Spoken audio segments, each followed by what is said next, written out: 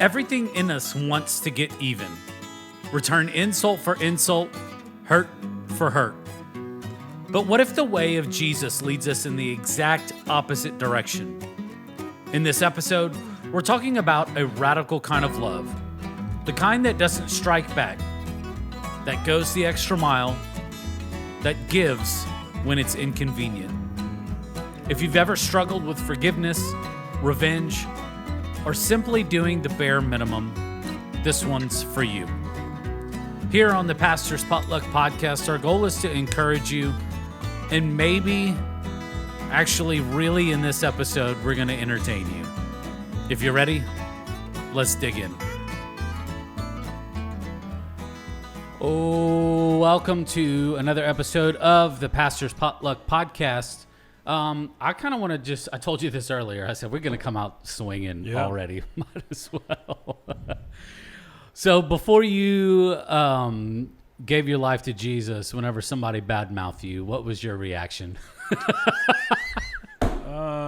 Probably depends on who it is. Yeah. 'Cause I was always small, and I've never been in a fight, even though I've been punched a lot. But you've always been a really good talker, though. No, not necessarily. I got better as I got older. Yeah. So I don't know. I was always so afraid of getting beat up that I might have a good zinger for some folks, and then other folks I'd probably let them get away with it a little bit. Yeah. At the very least, I would talk about them later to somebody else.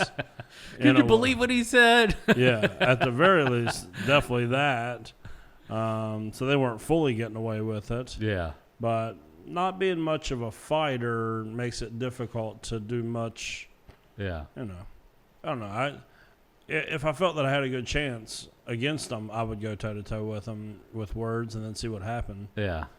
Again, I got punched a lot, never been in a fight, so you explain that. Yeah. Every time I tell people that, they laugh and they go, "What?"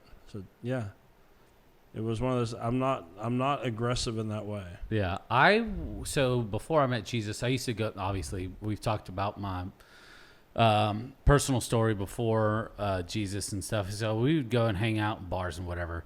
And so I was either hanging out in large groups of people. So, like, if something was said, then we could all make something happen. Oh, yeah. Or sometimes I would go out with my oldest brother, John, and he played football, like NCAA football, like on a collegiate level. And yeah, I mean, he could hold his own. Yeah, I started a couple fights because I had friends with me or whatnot, but I never participated. Yeah. It was, I had another friend, his name was Joe, and he played on the practice squad for the San Antonio Spurs. So he was 6'11", just muscular guy. Yeah. Big dude. And if anybody ever said anything, I'd either look at my buddy Joe or my brother John, and I'd say, just get him. Then all heck would break loose. It is just like, what in the world? Yeah, I had some friends like that. Yeah, but they were all, they were always looking for it too. Like they knew that if somebody was, I guess they had, I don't know. Obviously, my older brother had like older brother complex. Like he's like, nobody's gonna pick on my family. Yeah, and Joe didn't have any family except for a sister. And so I guess he always wanted like a little brother, to like stand up for. And so whenever we would go out, he would actually introduce me as his little brother. Oh, yeah. Yeah. Like nice. I told you that story about Tim Duncan, me meeting him and how I was just like an idiot in front of him. And the way that Joe introduced me, he said, "Hey, this is my little brother." It's so crazy. Yeah. All that to say that we're still in our conversation on the Sermon on the Mount, slowly making our way through it. And I hope that y'all have been enjoying this conversation, but also just challenged by like the truths that we've been uncovering. Yeah. Maybe the Holy Spirit's just kind of been working in your lives to to maybe give up those areas that we've talked about, maybe to, become more of a trustworthy person, or maybe to not seek and look out or look for those things on the internet in terms of lust and sexual desires and things of that nature. Maybe the Lord has been doing something in your life, and I pray that He is, and I pray that you are being obedient to those to the Holy Spirit's nudging to surrender those areas of your life over to Him. We are going to be talking about how do I put this? Living different whenever it's hard. I think that's been the theme of all of this.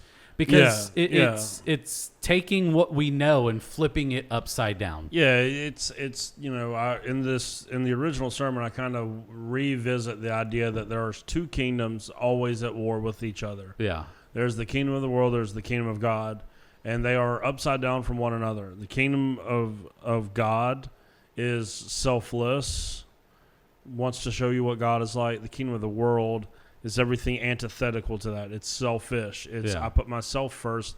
I do what comes naturally to me rather than allowing God to transform me. That's the kingdom of the world. And that's really what this passage is. It starts off talking about being a non-retaliatory type person. Yeah. And then it talks about going the extra mile for people even when they don't deserve it. So really who are you when things come against you? Yeah, is really what this passage is about. And when you are part of the kingdom of God, you will respond differently most of the time, hopefully all the time, to these attacks against you. Yeah. To where you'll be able to, again, back in the day, if I felt like I could, hold my own with somebody, if they said something to me, sure, I would fire right back, and I was pretty decent at it. Yeah. I've gotten much better as I've gotten older in regards to that, but I would fire right back. Yeah. Now the difference is when someone says something, I don't necessarily feel the need to immediately fight back or say anything at all. Even if it internally really bothers me, I don't have that figured out yet. Yeah. Of you said something about me and I just shrugged it off because who cares? But I do have the non-retaliatory response for the most part. There's probably certain people in my life I could do a better job of that with, or just certain times that my emotions get the best of me. And but by and large, it's different now than it was whenever I was not saved, for sure. Oh, yeah. It's different. And we're talking about the passage in Matthew chapter 5 where Jesus says, you've heard it said, an eye for an eye, tooth for a tooth. Yeah. And all this, which this is that whole idea is really popular in pretty much every early set of laws, Roman, Babylonian, Jewish, everyone is called. It was the word is lex talionis. It's a principle developed in early Babylonian law, and it's present in the Bible, early Roman law. And essentially, it says that criminals would just get done to them whatever they did to somebody else. Yeah. So this whole idea that Jesus says if you get smacked in the face, the normal punishment for that person that just smacked you in the face would be for you to retaliate in kind and smack them back in the face. Yeah. Lex talionis would be if somebody, kicked you in the head, you would kick them in the head. Or if somebody stole from you, you would take from them. Take something from them. Yeah, like their hand. It's that sort of idea. And Jesus comes along once again and he goes, well, wait a second. My kingdom is drastically different than this. Yeah. Instead, when they come against you, you're going to turn the other cheek. Yeah. Meaning you're actually going to give them the opportunity to smack you again or insult you again, and you're not going to retaliate in a way that would diminish your character. Yeah. Or diminish how people see God in you, which is a revolutionary mindset, because we go, this is not what, for the most part, even in Christian homes, this is not even what's taught. Yeah. When we're raising our kids, right? What do we tell our kids? Somebody punches you in the face, you better fight back. Yeah. That's what we teach our kids, right? We teach them to stand up for themselves. And yes, you should stand up for yourself. Nothing about Christianity. I just preached on gentleness last week at the Craigsville camp meeting. And they gave me the topic of gentleness, which is so funny because, if anything, I have trace amounts of gentleness as far as the fruit of the Spirit is concerned. And I had to make sure that they knew, like, listen, what I'm talking about is not being a doormat. I'm not saying that everybody just gets to take advantage of you, hurt you, abuse you, bully you. We're not saying that. Yeah. We're just saying our response as Christians is going to be categorically different than the way that somebody else in your situation that is not part of the kingdom of God but part of the kingdom of the world might respond. Yeah. It's non-retaliatory. It's, you do me wrong, I'm not going to do you wrong. Simply, I may stand up for myself and say, hey, I don't appreciate that you did that. Yeah. But I'm not going to attack you personally. I'm not going to say, well, you stole from me, so now I'm going to break into your house and steal from you. Like, It's not that. It's, I'll stand up to you. You break into my house and steal something, I'm going to call the cops on you. Yeah. I'm not a doormat, but I'm not going to personally retaliate against you in the way that would have been customary of that age, or even still customary of this age. Yeah. Yeah, It's you do see a lot of people that want kind of like instant justice whenever something like bad happens to them. They're like, oh, we got to get them. Well, that's the norm in our culture, too. That's what is so interesting. When you go and read the writings of Jesus, you go like, this fights against everything within our human nature. Yeah. But not only it fights against what comes common in our human nature, it also fights against what's common in the surrounding culture of what actually gets celebrated. Yeah. Right? Like, if someone does you wrong, everyone on your friends list, everyone in your group chat is going to tell you the proper thing to do is to get even, and it's okay to get even because they had it coming anyways because they started it. Yeah. And if you don't get even to that group of people, you look weak, you look like a chump, you look like someone that can be taken advantage of. And so they won't celebrate you for doing it Jesus' way. Yeah. If you do it the world's way, they'll pat you on the back and they'll celebrate you and go, oh, you remember when you said this about so-and-so? You remember when you put them in their place? Oh, you remember that? They will pat you on the back and celebrate you as their champion for behaving in that way because that's what is culturally permissible and expected. Yeah. And Jesus' way of, no, when they slap you on the cheek, which most likely was a metaphor for being insulted. Yeah. It was step back, turn the other cheek. You're not going to retaliate. You might stand up for yourself, Yeah. but you're not going to retaliate. You're not going to make a scene. You're not going to go to all of your friends and go, oh, you're not going to believe what just happened. And then because you didn't have the guts to say it to their face, slander them behind their back. No. Not the way of Jesus. Yeah. It's, yeah, that bothered me, and I may need to stand up for myself because I'm not going to allow someone to bully me or abuse me. But I'm going to respond in a completely different category than anyone else. And what's difficult is you would like people to go, and that's how they'll see Jesus in you. Yeah. But they'll really go, and that looks like weakness. Yeah. And so what we're talking about is not celebrated. It doesn't make you look like a winner. No, I was going to ask you a question about this because it's like, obviously, I still believe that there's tons of physical violence, but you just don't see or maybe hear about it as much as maybe you would have maybe back in the day. Yeah. I think that a lot of people kind of draw the line at that. They think, okay, if I get slapped, then I just need to turn the other cheek and then I'm fine. Yeah. But if somebody gets on Facebook and then post something that I don't like, I've got to, I mean, the internet, the keyboard warriors come out. Oh, yeah. We see it all the time with stuff that's happening in just our day and age, and the influx of information that's coming from every which direction on the compass. Yeah, this is exactly what I was talking about last week at Craigsville camp meeting. Was like,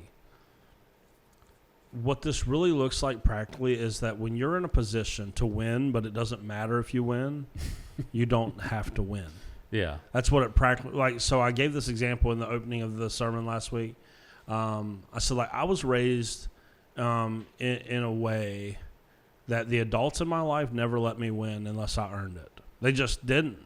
Yeah. Right? And so, like, that has kind of, like, been passed down on to me. Like, I tell the story.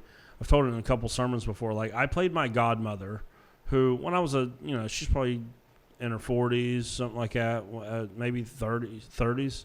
But I'm playing Sega. In elementary school. I'm playing Tommy Lasorda baseball against her.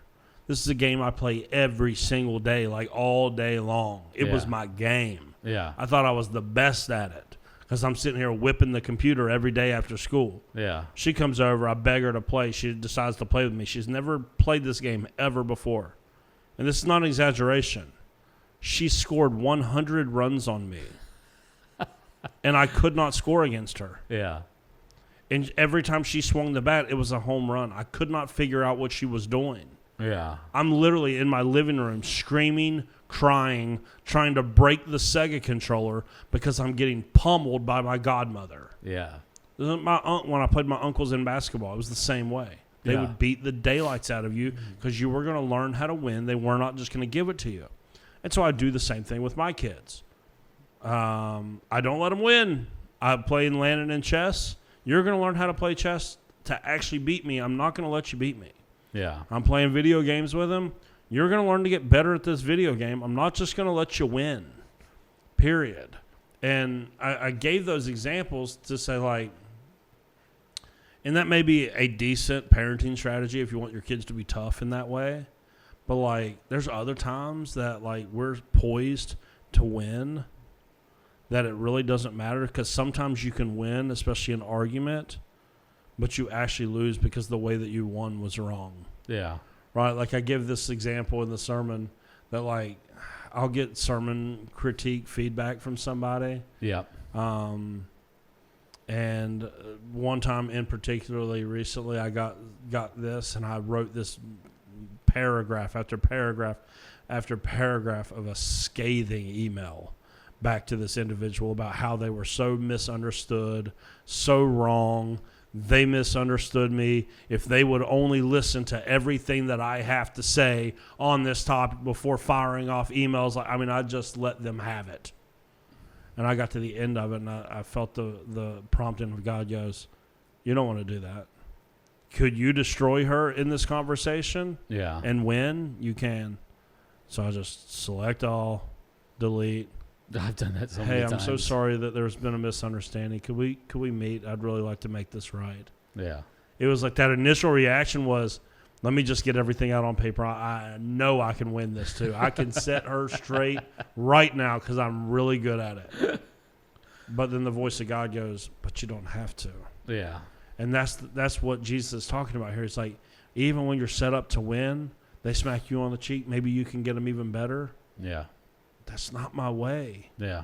That's not my way. Sometimes, like when you're on social media, and I'm not saying that we ever compromise truth or anything like that. I'm just saying I just don't feel compelled to correct every stupid person on the internet. I just don't. I don't feel compelled to start those fights one bit. And I see them all the time, and I go, I don't think that this is having the effect that you think that it is. When you get out there and you want to fight over and over and over, it's like, I don't think that it's the thing. Yes, can you win? You could win, but you could also lose by the way that you choose to win. Yeah. And winning at the end of the day really isn't all that important because Jesus already won. Yeah. And so everything else seems very inconsequential in light of that major victory, that I don't have to put you in your place just because you tried to put me in my place. I don't have to embarrass you just because you tried to embarrass me. Yeah. I don't have to talk down to you just because you talk down to me. Like, even though I may internally hurt from the things that are said, I don't feel the need to go and fight every single person. And this has been such a battle in ministry. I even have this example in this sermon. It's like, in ministry, it's wild to me how people feel the freedom to speak negatively about pastors and churches that they are a part of, that they are pastored by. How they don't care to just make a little comment. They don't care at all. But if I were to do the same thing in return, I would make the news. Oh, yeah. And so I've always told Megan, I said, I think the part of like people criticizing me or saying something negative about me in ministry, even though I know that it's part of the job. Yeah. Really, in leadership in general. And everything that I am doing in life right now is leadership in one way or another. I coach. I don't like being an assistant coach. I like being in charge. The only problem is when you're in charge, everything's coming to you. Yep. Everybody can do your job better than you. Everybody knows a better strategy than you. Yeah. Everything. When you're a pastor, same thing. When I'm an associate state pastor, like everything I do is leadership, and so everybody has a comment for a leader. Yeah. And I've always told Megan, I said I know that it's part of the job, but it always feels like I'm in a fist fight with somebody with my hands tied behind my back. Yeah. Because they feel such a freedom to say something to me, but if I were to respond to that, and I have before, you get this like, whoa, wait a second, you're not supposed to do that. You're the pastor. And I go, I want to say to those people, like, you're not supposed to do that because you say you're a Christian, part of the kingdom of God. Yeah. We do things different. Yeah. One of the things that like kind of just that I've always tried to do, sometimes I'm quick to react and stuff, and I know that about me, but I'm trying to teach myself to always take a step back and look at a bigger picture and what my life would be like if there was no reconciliation from me. Yes. Between me and God. And so one of the things that we always have to be working towards is living a life that is reflective of Jesus in us. And that reconciliation between us and God, it's these things that are passed down to us, that reconciliation, that grace, that mercy, that love, which we're going to talk about here in a second. It's like we are supposed to be extensions of those things that have already been given to us. Yeah. And especially if you're in leadership as well. Yeah. And then Jesus keeps on going in this passage, and then he like totally shakes it up, because this is where people, if they had tables and chairs, and I'm sure that, I mean, if they had tomatoes, they'd start throwing it at him, is this whole idea of loving your enemies. Like, what in the, like, that goes against every single fiber in my being. What are you talking about? I can't love the thing that upsets me most in this world is walking down the street and seeing somebody wearing burnt orange with Longhorns on it. Yeah. In the sports world, that's my enemy because I root for Texas A&M, and the Longhorns are the enemy. Boy, you got the short end of the stick on that. You're my enemy. I'm just joking. But, like, even in those like little silly moments where like it really frustrates me and upsets me, it's like I'm supposed to show them love and grace and mercy. And then even people that come against my family that really, really, really that wanted to see it fail early on, because obviously Erica and I did things drastically different than what the world would have written for our script. And I'm supposed to love those people? Yeah. Like, that's difficult. Well, this is what's so funny. I know the first one was just like a silly. But this is the hard part about really being a pastor. And I know part of the pastor's potluck is we're always wanting to let you all peek behind the curtain. Yeah. This is the hard part. Like, people say stuff about me, this church, decisions that I've made, or just speak in ignorance about things that they don't know about in a disparaging way. And then they show up on Sunday like nothing to receive ministry from me. Sorry, I'm not trying to. I know, but like it made me like laugh. I have an instance where I was contacted by someone, and I should just like I know that not everyone in the church listens to this, and I'm not. This isn't like a warning to South. It always gets back to me. Yeah, always. Like whoever it is that you're talking to. Yeah, they are letting somebody else know. Okay, it always gets back to me. Yeah. And then, so there was one instance where I was contacted by a church member, and they were like, hey, so-and-so contacted me saying some really reckless and wild stuff about you. Yeah. I was like, wow. I said, did you tell them, how we handle that here is they have to come and talk to me? Yes, that's exactly what we told them. I said, all right, great. And so I said, we'll just leave it at that. And then, these people still show up at church every Sunday. Yeah. Shake the pastor's hand, hug the pastor, ask the pastor for prayer, amen my sermons. All the while, like, I know that you were just, and so it's like, it's even more difficult sometimes for me in that. So I'm like, I'm supposed to love you. Like, I'm going to do your funeral one day, and I'm going to know everything that you've ever said about me. And guess what? I'm going to show up, and I'm going to love you right till the end of it.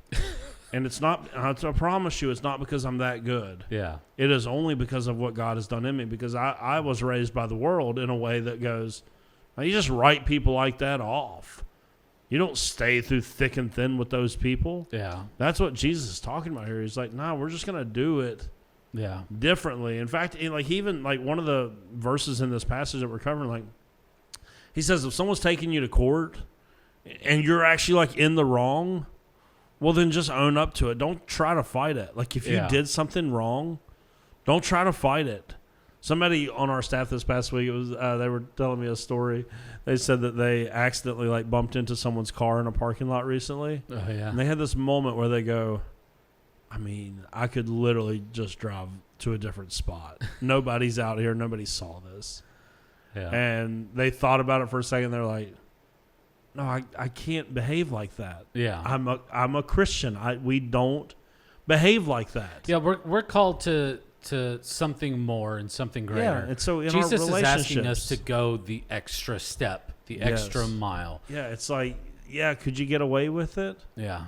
But listen, Christians are not asking the question of whether or not they can get away with it. Yeah. If you're asking that and label yourself a Christian, you're not a Christian. Yeah. Just flat out, you're not a Christian if you're saying, well, can I get away with it? Because if I can get away with it, then I'll do it. Yeah. No, a Christian's going, if I did something wrong, I'm going to own up to it, even if it makes me look horrible. Yeah. Even if there's consequences to be paid. Like, I'm going to own up to that. Yeah. And that's what he's talking about with this lawsuit thing. He's like, if you were in the wrong, don't even make them take you to court. Yeah. Settle that thing the right way. Own up to what you did. Take care of the consequences. Because that's what someone in my kingdom would do. Because what would someone in the worldly kingdom do? They would lawyer up and fight you, even knowing that they are completely wrong. Yeah. And he goes, we're not going to do things like that in my kingdom. And then, you just mentioned the next thing that he says, if someone tells you to carry their gear for a mile, do it for 2 miles. This is something that would actually happen in the culture of that day. The Roman soldiers would find Jewish peasants, essentially, and make them carry their military gear wherever they were going. And there would be this instance where, if someone did that to you, you'd go, excuse me? Yeah. No way. I saw this so much. I coached middle school baseball this past year. And, when you're in school sports, it's different than any other sport you've ever been a part of. Because all of a sudden, whatever grade you are in matters. Yeah. Because the upperclassmen are going to tell the younger classmen what to do. Yeah. I remember when I was a freshman on the baseball team, it was like, freshman, you pick up the balls. You carry the balls. You carry the equipment. You do everything. If a tarp needs put out, you're putting it out. If something needs raked, you're raking it. And I hated it. Yeah. So I'm coaching middle school this past year. Landon is a 5th grader playing on a middle school team. So he's even the next level down from even the 6th graders. Even though he's a starter. Yeah. With and there's upperclassmen that are not starting that didn't even make the varsity, and he, as a 5th grader, is. I'm trying to explain this to him in the car one day, and I'm like, listen, after practice, when the equipment needs to go to coach's car, you need to be the first one to grab it. I said, you're the underclassman. He goes, I'm nobody's servant. I'm not carrying nothing. I said, buddy, you're the underclassman. I said, when you're an 8th grader, you'll have the ability to tell someone else what to do. He goes, I'm not listening to anybody. And where does he get that from? That's our natural response. When someone says, do this, you're like, who are you? Yeah. Jesus comes along and goes, hey, when someone wants to inconvenience you, blow their mind by not even just doing what they asked you to do, by doing even more than they asked you to. They go, what? I'm not doing that. Yeah. When they say carry the equipment to coach's car, say, yes, sir, I will do that, and I'll also be back and I'll carry your equipment. Yeah. That's how Jesus wants us to handle this. And you go, that's wild. You want the biggest glass of humble aid that Jesus serves up in this, and he even says he says, and pray for those who persecute you. You want to talk about doing that for the first time and feeling you got served up the biggest glass of humble aid, especially if it's like fresh that day, and then Jesus goes, "Hey, why don't you pray for that person?" That's been a journey that I've learned, like through all the hurts. Yeah, is that I can get to the end of the hurt way quicker if I pray through it, rather than continue to have conversations in my head about how I could set the record straight if only I was given the opportunity. The more that I actually pray through it, like it's remarkable. But like, if somebody asks you for a favor, blow their mind and go above and beyond. Like the Chick-fil-A, if you don't know this, one of their core values is called second mile service. And Truett Cathy wrote this. He says, "It's not enough to do the basics. Go beyond what the customer is paying you to do." Where did he get that from? He got it straight from the Sermon on the Mount. Yeah. This is why Chick-fil-A blows your mind every time you're there. This is why, like, one time I showed up, Megan was doing something. It was our kids were really young. They were probably like 4 and 3, something like that. So I've got 2 kids under 5. They can both walk, but they can't really do much of anything else. Yeah. I take them to Chick-fil-A. I go in, I order, and I'm like, I got 2 kids. I'm carrying one of them. One of them, Landon is standing right next to me. I can't put Olivia down. She's going to lose her mind if I do that. I've got this tray of food with drinks and everything. If I was at Walmart, they would just look at me at McDonald's, they would just look at me and go, "Can you step to the side? There's more people to order." Yeah. The people at Chick-fil-A look at me and they go, "Hey, can I carry your tray so that way you can take care of your kids?" And I go, "What? You want me to grab you some booster chairs?" Yeah, that's what it looks like. And they get that level of service that wows people to the point that they make more money than most companies being open only 6 days a week. And they do that based on this principle of giving people even more than what they're even paying for. Yeah. So if you want to blow people's mind in a godly way, do even more than they ask you to do. Go above and beyond and surprise them. Yeah. And then, the final thing that he says is simply just like people that are in need, like legitimate need, help them. That's one of the things people in the kingdom do.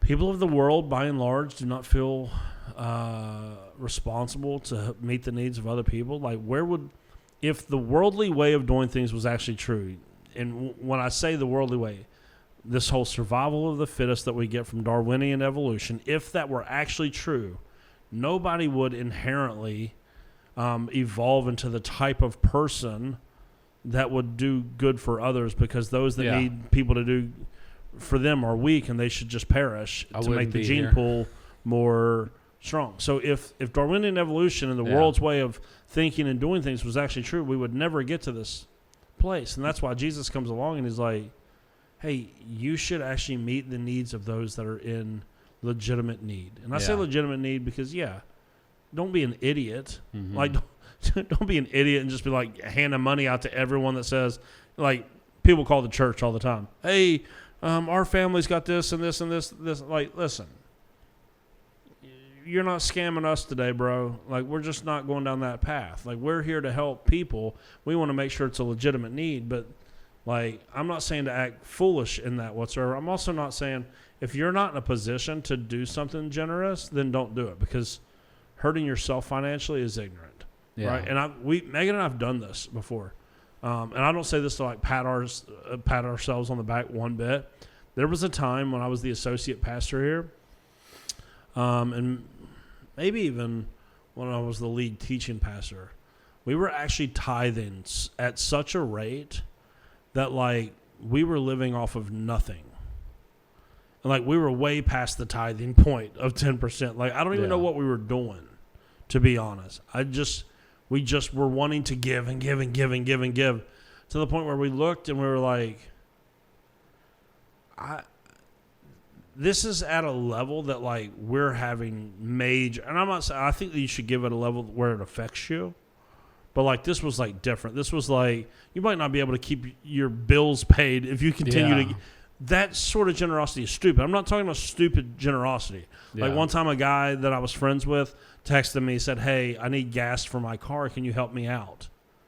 I had no money, nothing in my bank account, no cash. I say, "Sure," and I put it on a credit card. I wanted to help my friend that was in need. Yeah. But I wasn't. So I'm not talking about doing stupid stuff the way that I've done stupid stuff in the past. Yeah. I'm saying if you're in a position to help people, then you should.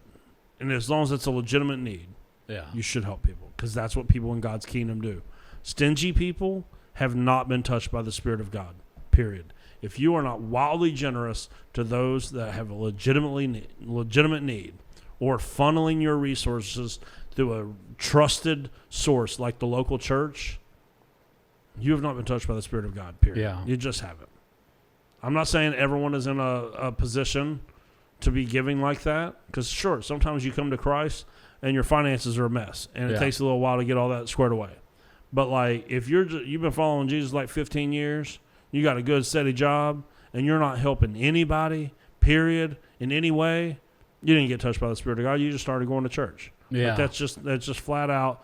People that have been touched by the Spirit of God are wildly generous to the point that it hurts. Yeah. Not just what's comfortable. Yeah. And I challenge people, because people are like, "Oh, really? Well, you're not a Christian just because you give."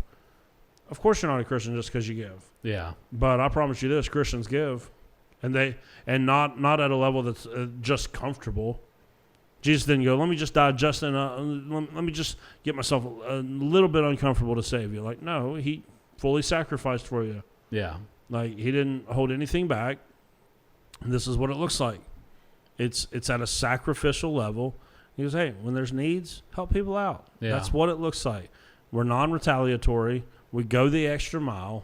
We own up to our mistakes, and we help people in need. It's that simple. Yeah, it's one of the things that, like, just for us personally, it's like, okay, how do we go? How are we tackling this issue for us, because we haven't been as good as we needed to be with like our finances and our giving, and it's one of the things that like I have been leading the charge on trying to get everybody else behind, because we have to get to a point, not that we don't give to like needs and stuff, and but just on a regular basis saying, "God, you've blessed me with this. I believe in the mission of the church. I believe in helping other people. Open up my mind and my eyes to see those things and to be challenged by the Holy Spirit to be able to do those things." We've done some things. Like I kind of got frustrated with Erica. What was it last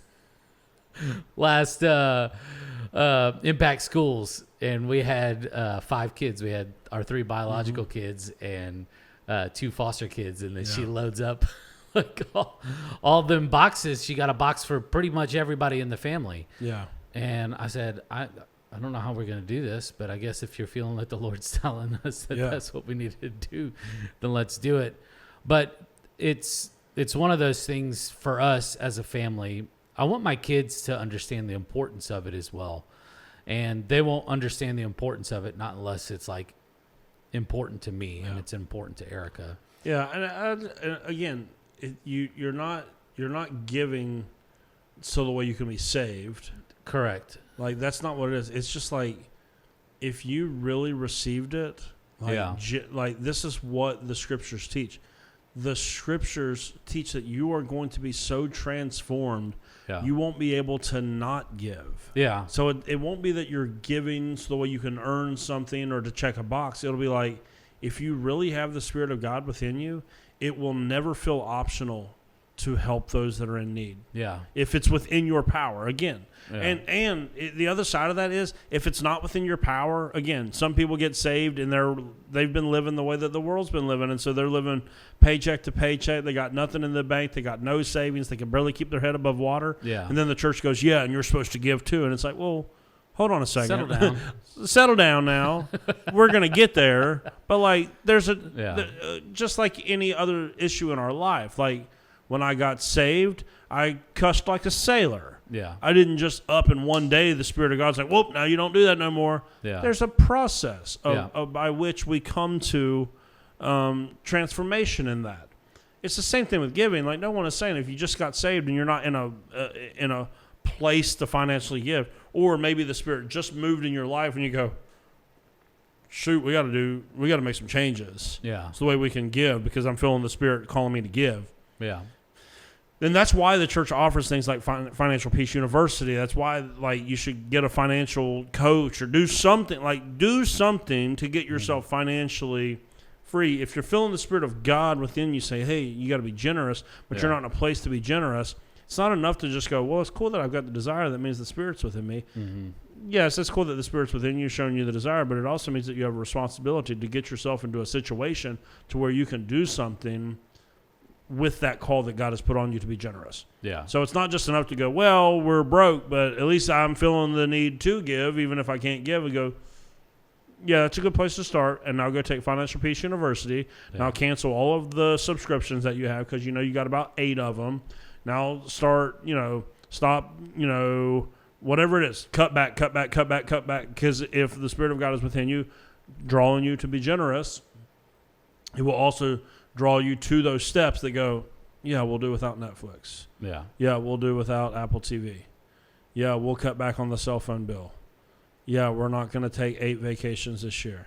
Yeah, we're going to we're going to drive this car until the wheels fall off of it. We're not going to go get a new, if you feel the Spirit of God calling you to be generous, then you will also bring your life into alignment with how to be more and more generous. Yeah.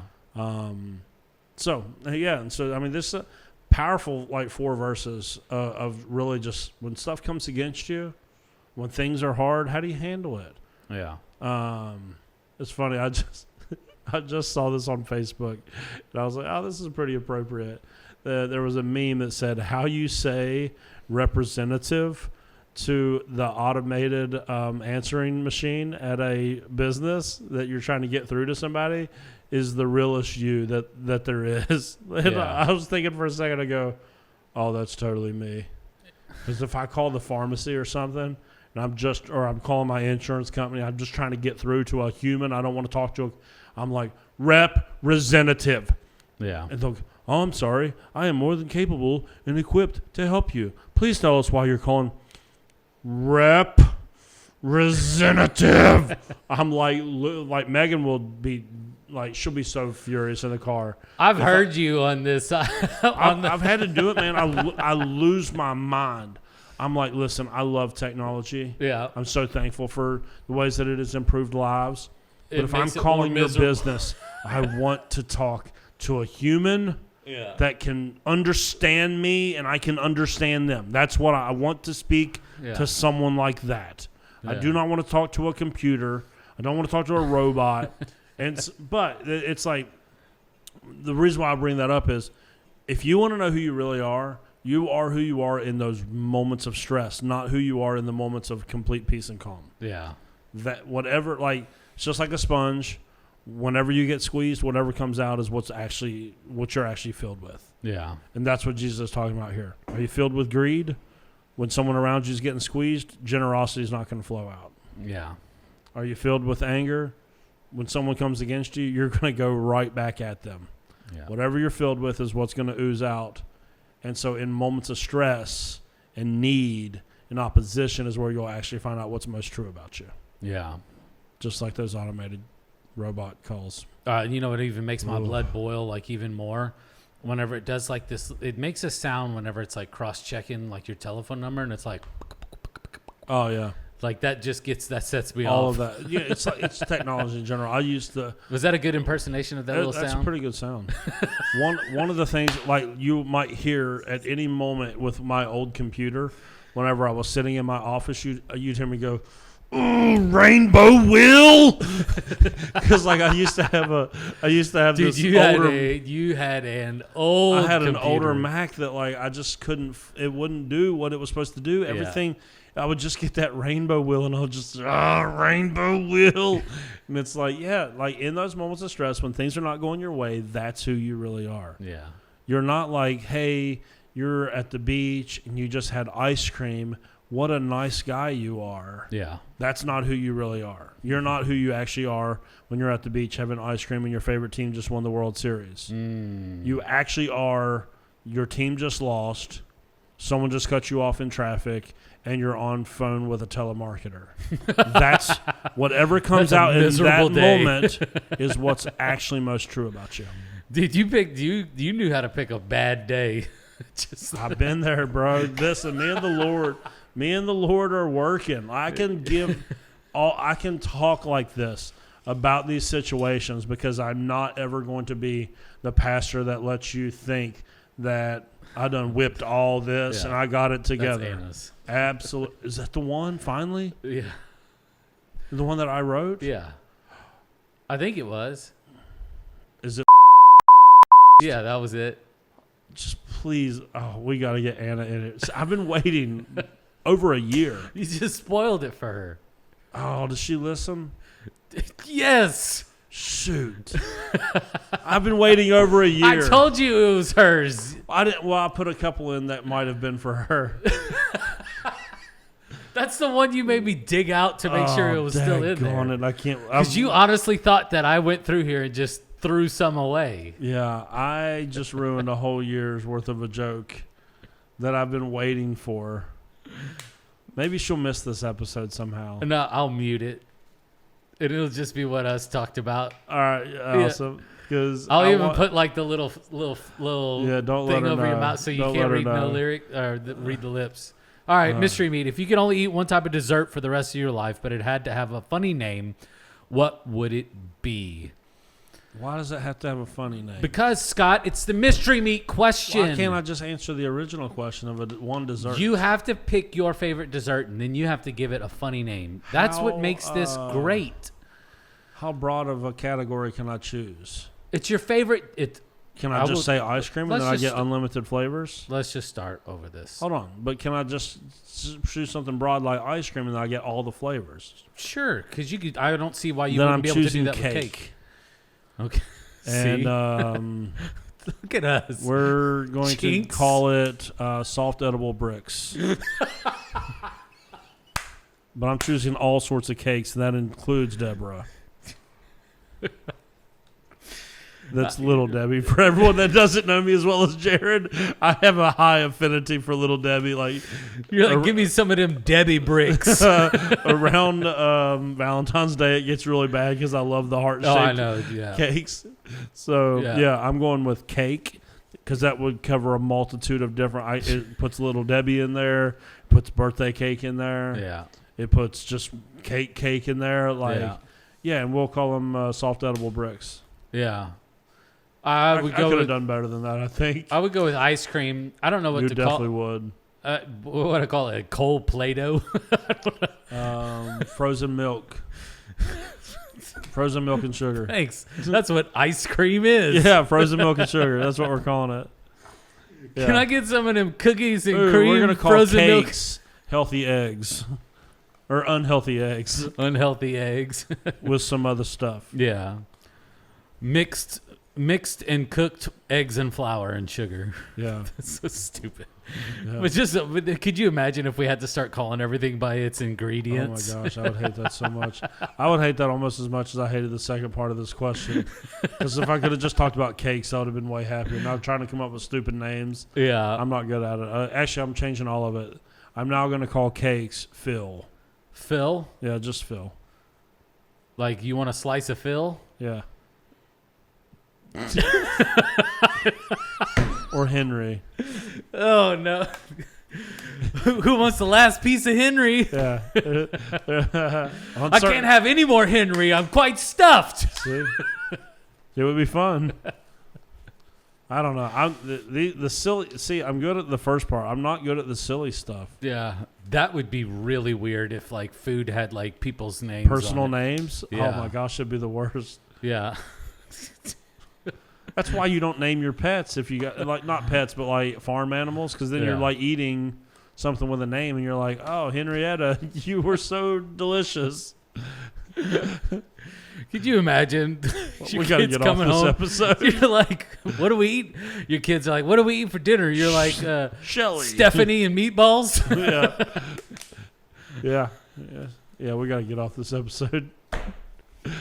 I don't even want to tell y'all goodbye. Y'all get it. I'm done. Thank you so much for listening in with us today. We really appreciate it. If you haven't done so already, go ahead and hit that subscribe button. You can also follow us on social media, on Facebook, Instagram, and you can also watch the video version of this on YouTube as well. All you have to do is search up the Pastor's Potluck Podcast. From all of us here, we want to say thank you, and we'll see you next week.